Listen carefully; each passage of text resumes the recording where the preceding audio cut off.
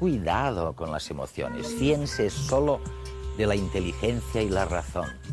Bueno, este ha sido el discurso de los últimos 2000 años. Y ahora viene la ciencia y dice, no es verdad, sin emociones no se puede ni vivir ni decidir. En redes, en unos instantes, verán por qué.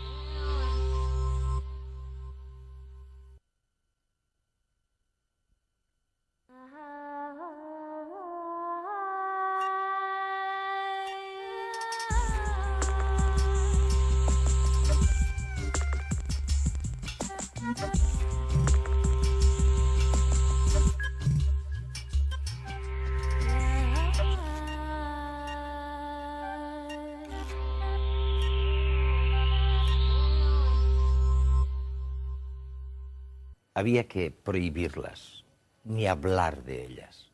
Lo importante era la lógica y la razón. Las imágenes de la felicidad, de las emociones, lo distorsionaban todo. Y ahora resulta que la ciencia nos dice exactamente lo contrario. Sin emociones no se puede sobrevivir. Las emociones están al comienzo y al final de cada proyecto. Es muy malo dejarse controlar por las emociones, pero es peor no tener emociones.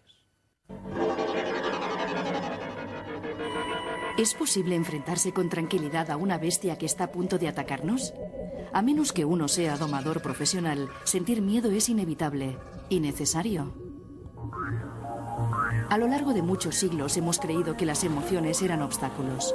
Filósofos clásicos e investigadores académicos popularizaron la idea de que las emociones son inútiles o que entorpecen nuestra vida y nos impiden ser racionales. Hoy sabemos que este punto de vista es erróneo. Somos seres emocionales, incluso mucho antes de que el Homo fuese sapiens. Las emociones existen hace millones de años simplemente porque han resultado útiles para la supervivencia. Vivir sin ellas es una sentencia de muerte y la ciencia lo comprende cada vez mejor. Experimentamos emociones cuando sentimos que algo importante nos está sucediendo o puede suceder. Gracias a la reacción emocional, nuestro cuerpo y nuestra mente se preparan automática e involuntariamente para responder a esta situación de la mejor manera posible. El miedo, por ejemplo, tonifica nuestros músculos para correr con más fuerza y enfoca nuestra mente solo hacia la fuente del peligro o hacia las posibles vías de escape, excluyendo todo lo demás. La alegría ante un hecho positivo nos condiciona a intentar repetir esa situación favorable en el futuro. Y la repugnancia nos impide comer alimentos en putrefacción por más que estemos famélicos, evitando así una infección. Las emociones afectan nuestra manera de ver y pensar el mundo. ¿Pero lo hacen negativamente? Está demostrado que las emociones influyen en la atención, en la memoria y en el razonamiento lógico. Veamos cómo. Suele decirse que las emociones nos distraen. Sin embargo, su efecto es justo el contrario. Las emociones nos apartan de un pensamiento determinado solo para hacernos prestar atención a otro que emerge como más importante.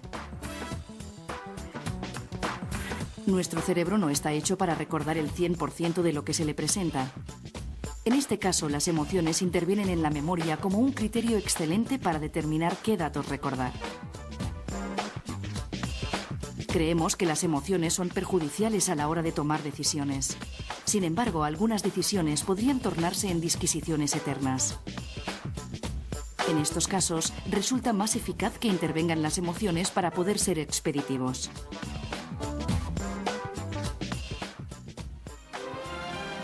Un ser como el Capitán Spock de la serie Star Trek, muy inteligente pero carente de emociones, solo puede existir en la ficción. De hecho, la selección natural lo habría eliminado mucho antes de llegar a las naves espaciales. Hoy en día ya no convivimos con fieras salvajes, pero estamos habituados a coches que parecen conducidos por bestias.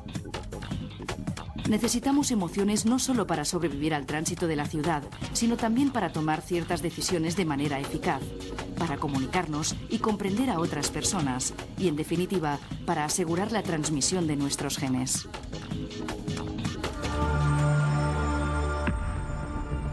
Después de 30 años investigando la universalidad de las emociones básicas, Paul Ekman es una de las personas que más sabe del mundo acerca de cómo expresamos nuestros sentimientos.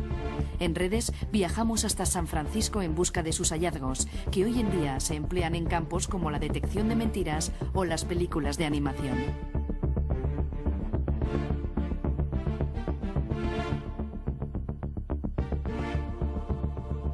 Paul, realmente eres un pionero. Hace 30 años a nadie le importaban las emociones y todavía menos las expresiones faciales de las emociones. Seguramente nadie se había ocupado desde Darwin y William James.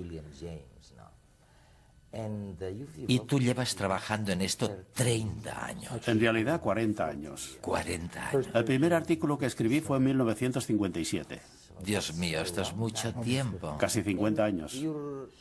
Y realmente, lo que la gente siempre recordará es que en contra de lo que casi todo el mundo pensaba, tú sostenías que las expresiones faciales, la sorpresa, la ira, el asco... Eres bueno. Debería fotografiarte. Bueno, tú dices que son universales estas caras. Sí, empezamos pensando que no lo eran. Yo estudié a finales de los 40 y principios de los 50, cuando todo el mundo estaba muy influenciado por el punto de vista de Margaret Mead sobre el impacto cultural. Lo importante del comportamiento social era producto de la cultura, y era una visión de la naturaleza muy poco probable. Éramos como una tabula rasa, e incluso se creía que había culturas que no tenían ninguna emoción.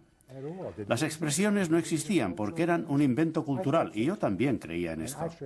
Y no acababa de creérmelo. Pero como me había educado en este sistema, pensaba que tenía que ser lo correcto. Pero conseguí que me financiaran un proyecto en el que tenía que investigar si las expresiones y los gestos eran universales o específicos de una cultura. Yo empecé pensando que demostraría lo que decía Margaret Mead, pero lo que encontré era justo lo contrario. De manera que soy un científico cuyos descubrimientos han cambiado